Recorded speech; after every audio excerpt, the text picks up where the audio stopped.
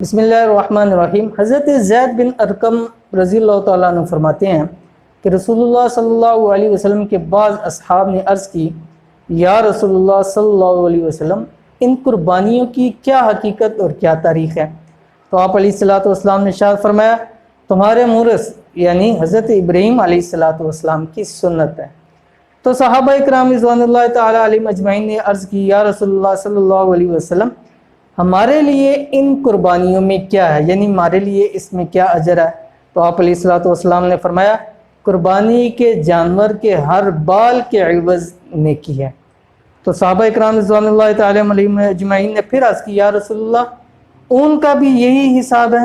تو آپ علیہ الصلوۃ والسلام نے ارشاد فرمایا کہ ہاں، اون والے جانور کے قربانی کا اجر بھی اسی شرح اور اسی حساب سے ملے گا۔ کیوں؟ اس لیے کہ اون، ظاہر بات ہے، اگر ایک بندہ مٹھی کے اندر کرتا ہے تو ہزاروں بال اس کے عوض میں آ سکتے، جیسے بھیڑ یا دمبا وغیرہ کے بال، ان کے اون میں کتنے ہزاروں لاکھوں بال ہوتے ہیں۔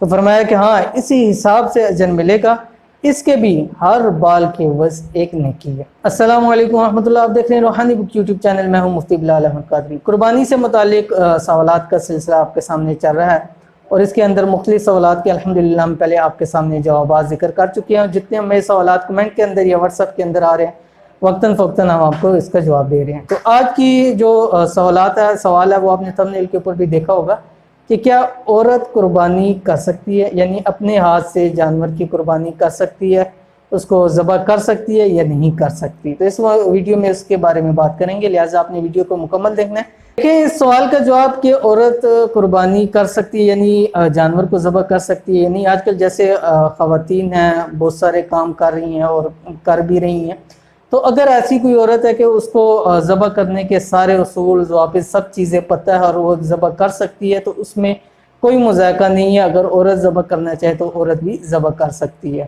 جیسا مرد آزاد ہیں کہ وہ لوگ مرد ذبح کرتے ہیں جن کو ساری پتہ ہوتا ہے کہ کس طرح ذبح کرنا ہے، کون سی رگیں کاٹنی ہے، کہاں تک اس کو کاٹنا ہے۔